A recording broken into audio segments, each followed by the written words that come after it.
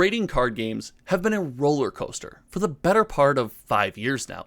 And no matter what your favorite game is, we have all seen our fair share of ups, downs, and, well, all arounds.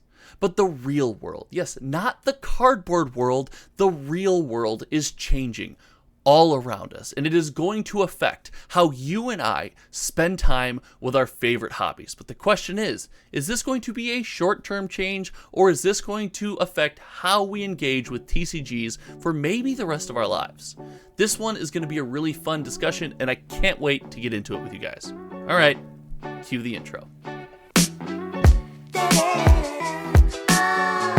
If recent trading card game history were a book, it would be one where the author wants to take you on a crazy journey from the highest of the highs to the lowest of the lows and back again. Looking at the major players in the industry, Magic the Gathering released what might be its most popular set of all time with Lord of the Rings. Heck, spoiler alert, there was a $2 million freaking card that came out of that box. And Pokemon's no exception. They look to pull us back into the fold with something like 151 that tugs at our heartstring, pulls out the nostalgia, and is a reimagining of the original 151 Pokemon. But it's not just the major players either. Indie trading card games are peppering our landscape, and we often look at them through the lens of how much does their box cost? Are there any rare and expensive cards in the product? And the big question, what does it cost for me to play this game? In fact, cost has been a major theme in trading card games communities for the better part of at least a half decade. As I said before, we often look at games and cards and anything we want to put on our shelves behind us through that lens. But the world, it's quickly changing.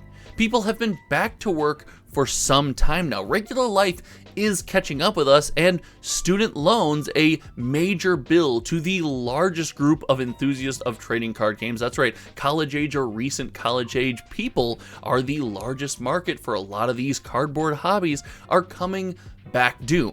And with this, I predict, and I think we are starting to see signs of the collectible and trading card game space experiencing a bit of regression to the mean. We have been going crazy, and heck, use myself as an example. When I got back into Magic the Gathering after taking a short break, I often felt guilty about buying a $100 booster box. I felt like it was something I had to confess. And now, just the other day, I spent thousands of dollars on a card collection that I'm confident that I could use or keep forever or sell. And heck, it's not even a drop in the bucket, at least the way it feels. My financial situation has not changed since that moment of getting back into the game. Just my perspective about the hobby has. But as I said, I believe this is all coming crashing down. So the big question that I want to ask today is, are these card games going to be able to continue to garner our hard-earned attention and soon even our harder-earned money when the entire landscape changes? I think a lot of these games do things extremely well, but I think they're going to have to take a different angle, and I'm also going to explain the angle that I think they're going to have to take today. And then I want to talk, is this short term, is this long term, are we going to ebb and flow?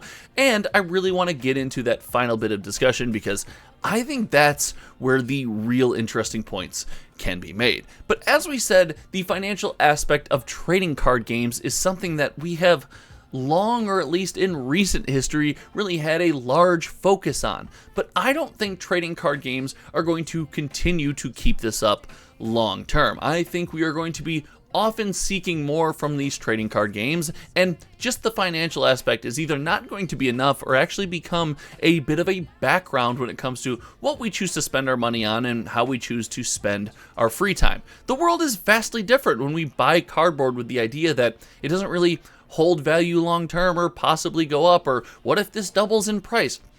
When we spend our money and our time based on the community and the cardboard that we want to play with and the things that just relatively make us happy, we see the games that we love through a much different light. Heck, I think the world is also going through a phase with something like Lorcana being released, where connecting through cardboard, the idea of building connections to a game, your friends, or the community around you is going to become more important than their financial value, and it's going to happen extremely quickly. Let's not forget, trading cards and collectibles and cardboard, they're all a luxury, right? It's not something that we have to have. And you guys know, I started this channel long ago based on the indie trading card game Flesh and Blood. And that built one of the strongest friendships in my life to be one of the most important. I started it with a great friend, and I will always have that. And because of that, people like John and people like Dennis from the early days of Hometown TCG are people that I will always hop on a digital client called Talshar and play games of Flesh and Blood with, even if I don't experience the game through a financial aspect anymore, or financially if the game is not all that healthy. That goes the same for Magic the Gathering, as Magic the Gathering has gone through its ebbs and flows, with sets succeeding or bottoming out, not doing well. And again, this is weird to say as a channel whose job it is to really dig into the financial information and sales data and help consumers understand how spending is working within our community and how our dollar can go a little bit further. The ebb and flow of Magic sets hasn't really affected me all that much. I still seem to buy what I like, and more I've embraced the idea that some sets aren't for me. I've made new Magic friends, old Magic friends, and heck, even a couple brand new friends that I talk to every week and do a podcast with, all because my connection to the game goes a bit deeper now than financial value. And that's going to be important, because as I said in the introduction, I believe financial values for a lot of these games are going to come back down to earth, if you will. This is where something like Disney's Lorcana comes into play. Disney's Lorcana is a game that's been around for all of a month now, and we see boxes and cases skyrocketing in price. Heck, singles are commanding an absolute premium. We're seeing buyouts on the secondary market, and with all this craziness going around, I've said it on this channel and I'll say it again, and if I remember, I will link the video somewhere here. There are more than 100,000 games per week, with over 30,000 as of 2 weeks ago unique users on an unsupported digital client where people just want to hang out, experience Disney IP, play their favorite characters, and just jam some games with their buddies. Pull like this is more and more important as these cards, cardboard, sealed product, whatever it is, continue, in my opinion, to come back down to earth and maybe lose a little bit of value. But it won't all be just a happy medium where we spend time with our friends.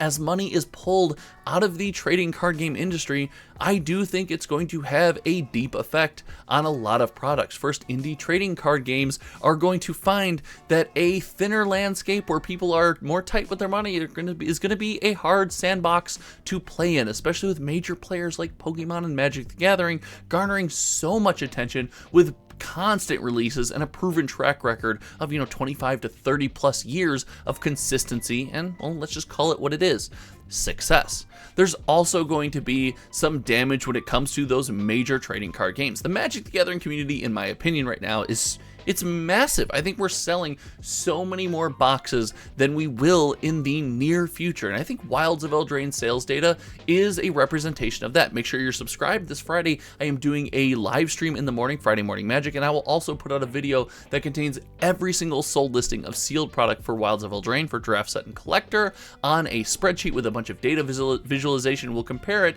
to some of the other Magic products that I've released. And, well, Wilds is a little bit behind at the moment. And I say all that to say this will not be without casualty, but that doesn't mean everything is horrible. Heck, I'm waiting for my YouTube comment section, and it might be you in there right now telling me, I told you so, Wizards is evil, Lorcana is dead, and whatever it might be. And I think this is going to be my life for the next 6 to 7 months. And ingrained enthusiasts like you and I are going to go through some of those emotions as prices go down and we realize, kind of as the world returns to what it once was, what this means for our hobby and our favorite way to spend our time, and we're going to have to come to terms with that.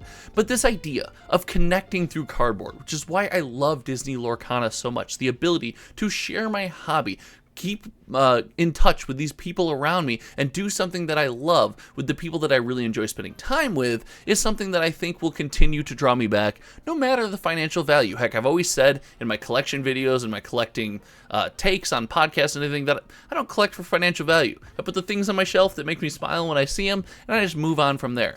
So this is going to be a wild time, and is it going to last? Well, like every market, collectibles will probably ebb and flow. We'll see ups, we will see downs, but I don't know if we will ever in our lifetime, and if you're still watching, a little bit of nugget for you on my opinion on this, see what we saw with the last, 3 to 5 years, where collectibles and trading card games were at such an all-time high and a fever pitch, and so many new games and crazy ravenous enthusiasts just throwing money around.